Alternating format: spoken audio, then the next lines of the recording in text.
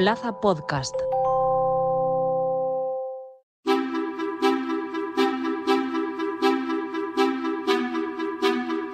La agrupación nacional de Marine Le Pen consiguió una victoria contundente e inédita en la primera vuelta de las elecciones legislativas en Francia con el 33% de los votos junto a sus aliados conservadores.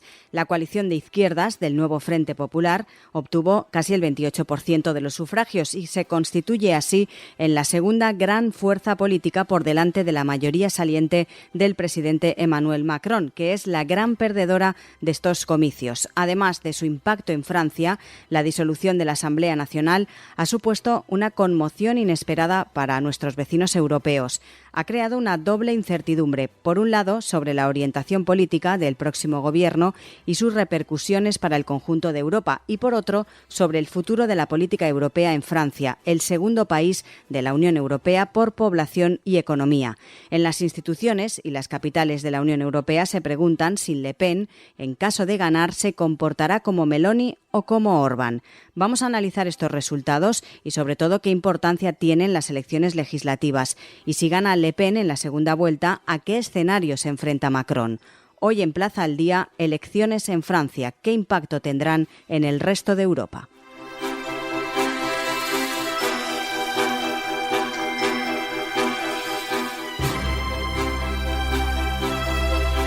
Vamos a analizar el resultado de las elecciones en Francia con el politólogo David Sabater. Señor Sabater, muy buenas.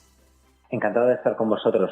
Gracias por acompañarnos. Si el objetivo de Macron, con su adelanto electoral tras el fiasco de las elecciones europeas, precisamente para evitar el giro de Francia hacia los extremos, ha logrado, podemos decir, señor Sabater, exactamente lo contrario. La ultraderecha de Le Pen ha ganado esa primera vuelta y podría lograr la mayoría absoluta.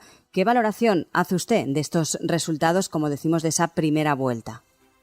Realmente Macron lo que podemos pensar que ha pretendido hacer con este adelanto electoral es tomarle el pulso real al electorado francés. En las elecciones europeas, por su propia constitución y objetivo, los electores tienden a soltarse un poco más y a experimentar con opciones políticas que luego no son las mismas a las que votarán llegada unas elecciones de ámbito nacional o de ámbito local o regional. Macron, supongo, estaba pensando en la posibilidad de si esta ola ultraderechista en Francia era real o era solo efecto psicológico de estas elecciones europeas. Y la constatación ha sido que sí, que efectivamente el electorado francés no estaba solo experimentando, sino que tiene una vocación de cambio real, eligiendo la opción radical del partido de Le Pen como su opción política favorita. Con lo cual el escenario al que ha abocado a su país es el tener que elegir entre opciones que van a acabar siendo coaliciones o agrupaciones de partidos y este partido de ultraderecha. Si hubiera cambiado el panorama retrasando un poco más las elecciones y haciéndolas en su ciclo natural, no lo podemos saber, pero lo que está claro es que el partido de Le Pen mostraba unos síntomas de crecimiento muy claros y probablemente nos hubiéramos visto abocados al mismo escenario en el país vecino. Ahora analizaremos precisamente los escenarios que se pueden dar tras esa segunda vuelta, pero por si alguien todavía está un poco despistado, vamos a explicar de una manera fácil por qué van a votar dos veces los franceses y no una como aquí en España. Sí, podemos pensar que por proximidad geográfica es el país vecino y por el hecho de que Francia está en el corazón de la Unión Europea, tiene un sistema electoral como el español o similar, y todo lo contrario, es un sistema electoral absolutamente diferente. Mientras que en España contamos con un sistema de carácter proporcional que representa a los partidos en el Parlamento en función del número de votos que han obtenido, convirtiéndolos en escaños y repartiéndolo pues, de una manera proporcional, y solo vamos a votar una vez, cosa que a nosotros nos parece completamente normal. En el sistema francés rigen otras normas. Es un sistema mayoritario, uninominal y a doble vuelta. Estas son las tres claves de ese sistema. ¿Qué quiere decir esto en una manera simple? Quiere decir que los partidos representan un único candidato por circunscripción y este candidato, el que obtiene más votos, es el que se lleva el escaño a la Asamblea Nacional. Por eso es un sistema mayoritario. ¿Y qué ocurre con esta doble vuelta? Que los franceses van a votar dos veces. todos los candidatos de los partidos que han superado un umbral de votos, que en el caso francés es del 12,5%, pueden pasar a esta segunda ronda que va a ocurrir este próximo domingo.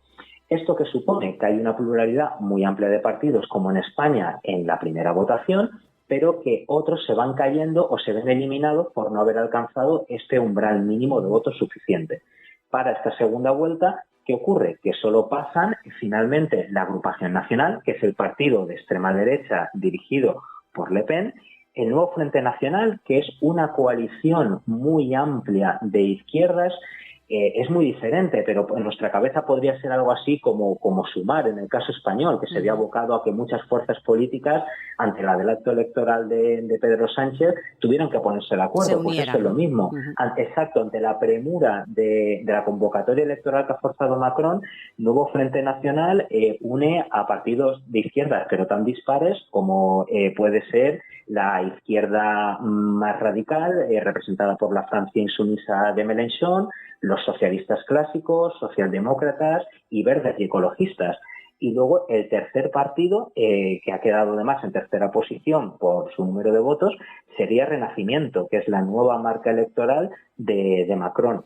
Estas tres fuerzas políticas son las que los franceses podrán votar el próximo domingo. Y una de ellas será la que ponga un primer ministro del signo político correspondiente terminadas las elecciones. ¿Y qué importancia tienen las elecciones legislativas? Porque además, después del resultado que conoceremos la semana que viene, el escenario que se le puede quedar a Macron es complicado.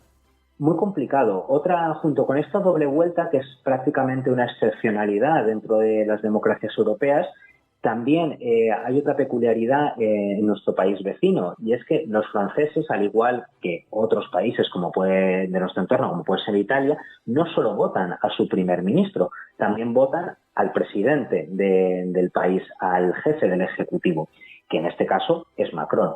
Entonces, ¿qué ocurre? Que como son votaciones separadas, lo que se está votando ahora es la Asamblea Legislativa. Se va a votar a quién es primer ministro, a quién saldrá primer ministro en función de los escaños obtenidos por los partidos. Pero esta persona tendrá que cohabitar, y ese es el nombre que se da técnico en ciencias políticas, situación de cohabitaje. Este primer ministro tendrá que cohabitar con el presidente de la República Francesa, que va a seguir siendo Macron, porque su estancia en el Eliseo todavía no se ha agotado, todavía no hay elecciones para presidente de la República.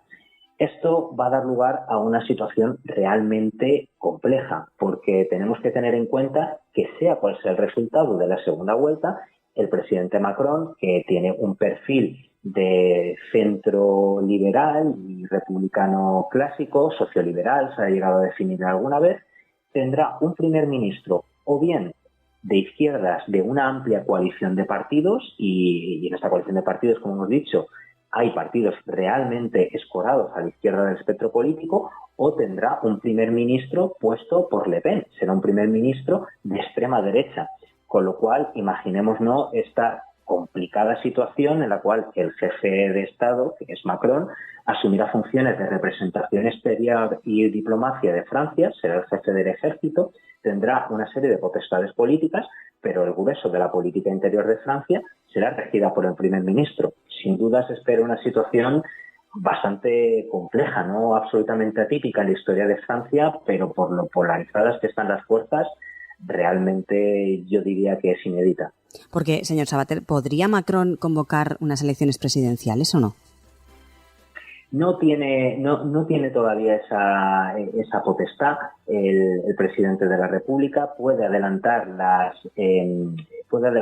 elecciones al Parlamento, pero de hecho tendría que esperarse un año entero antes de hacerlo. O sea, esta situación de cohabitaje como mínimo se va a desarrollar durante un año. Es lo que vamos a ver próximamente en la política francesa. Quedan como mínimo, después del paso por las urnas el próximo domingo, 365 días en los que existirá esta convivencia excepcional entre un jefe de la República con un carácter marcadamente centrista y otras opciones políticas que desde luego están muy escoradas en sus respectivos ejes o espectros políticos.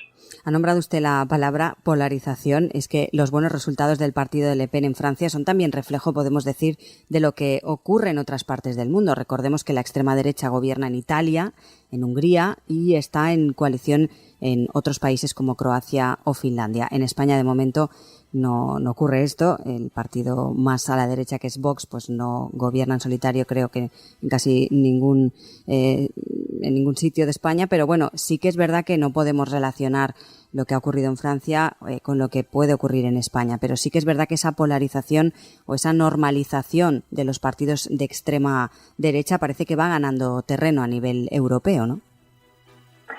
Efectivamente, el común denominador a los diferentes partidos de extrema derecha o derecha alternativa o derecha populista, porque hay matices y hay grises dentro de esta nueva ola de partidos de derecha, este común denominador que los vertebra es su normalización, su institucionalización.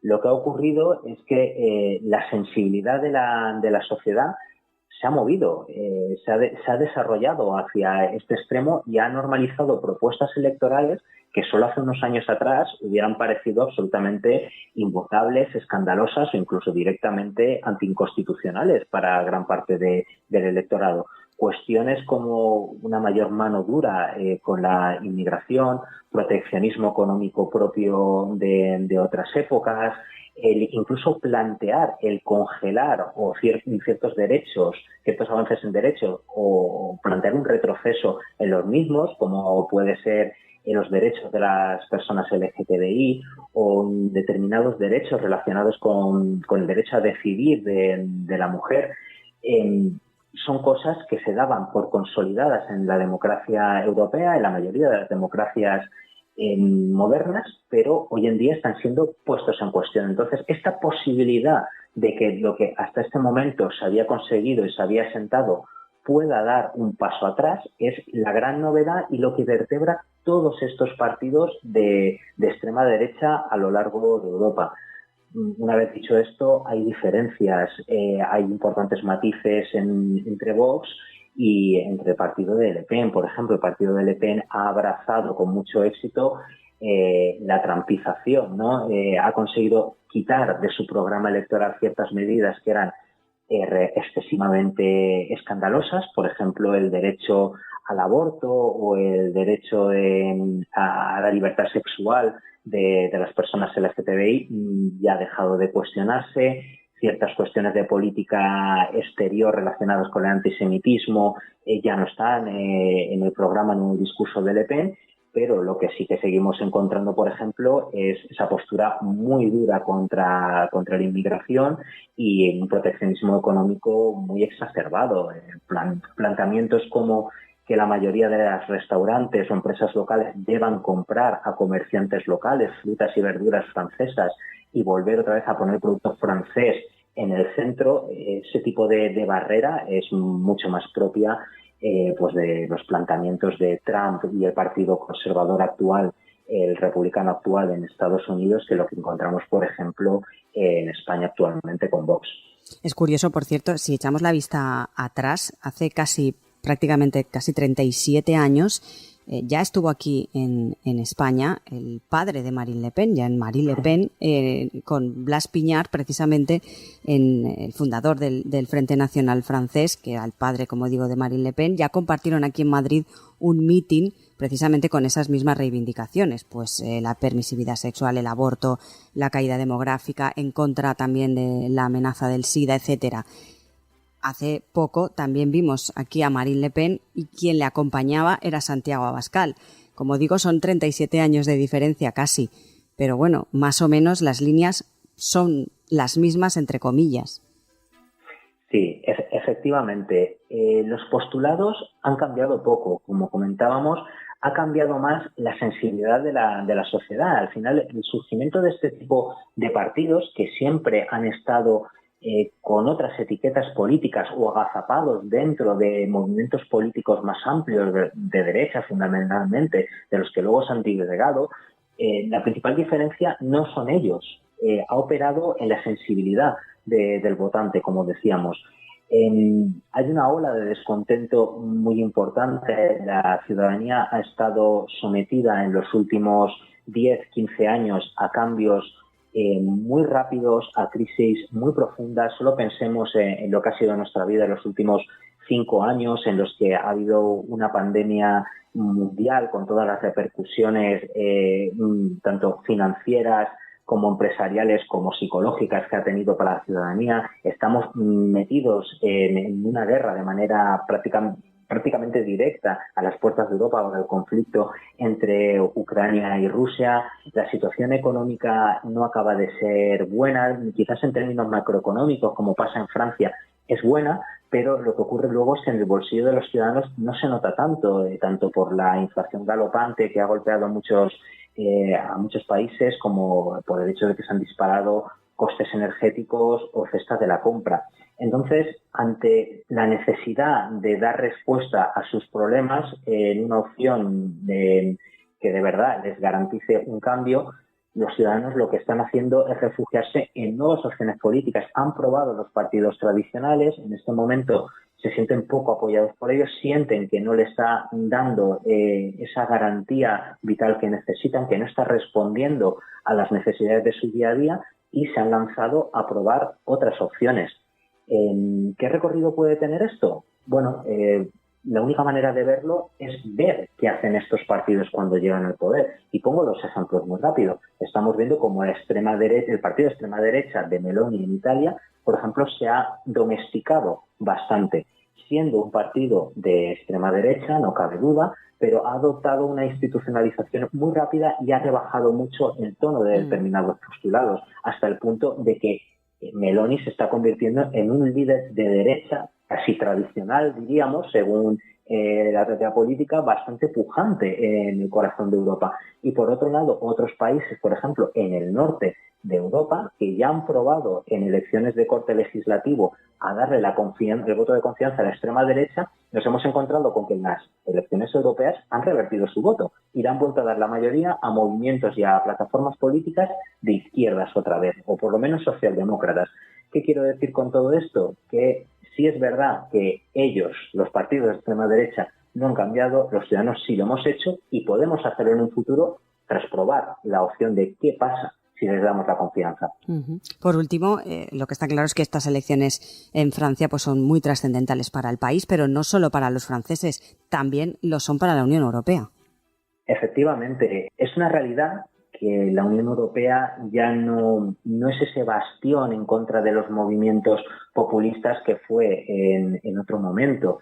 La extrema derecha, lo comentábamos, ya ha cedido a la Unión Europea pues vía dirigentes pues como puede ser Meloni, que ya lo hemos comentado, o Víctor Orbán, con un perfil absolutamente más duro en Hungría. Ya no nos encontraríamos con la anomalía de un país dirigente y un líder de extrema derecha en Europa. Pero sí que es cierto que Francia es un poco diferente. Es el corazón de la Unión, es quizás uno de los principales representantes o representantes fundacionales de estos valores que representan a la Unión Europea.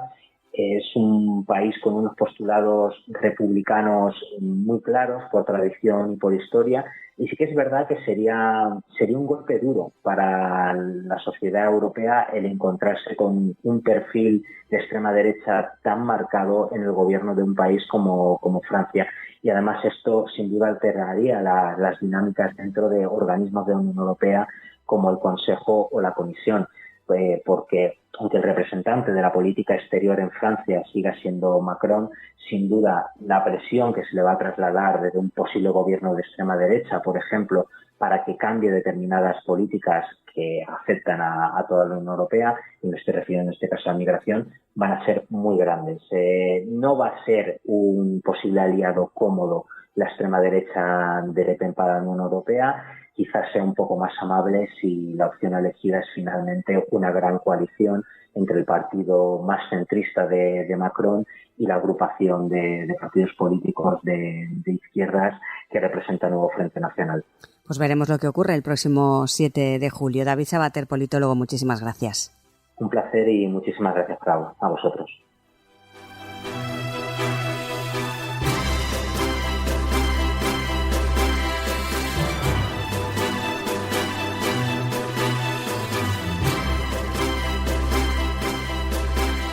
La próxima votación del 7 de julio será crucial no solo para Francia, sino para toda Europa.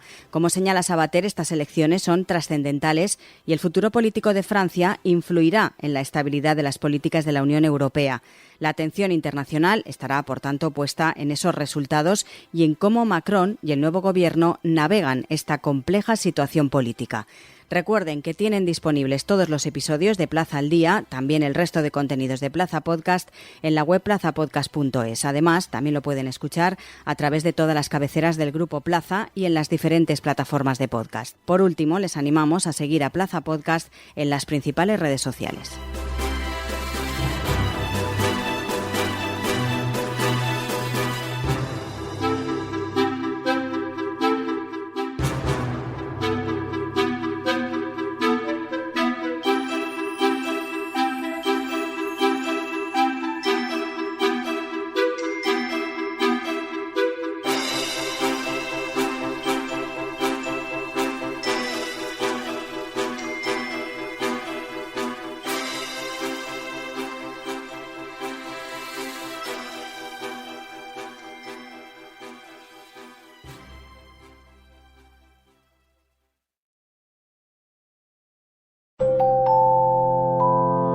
Plaza Podcast.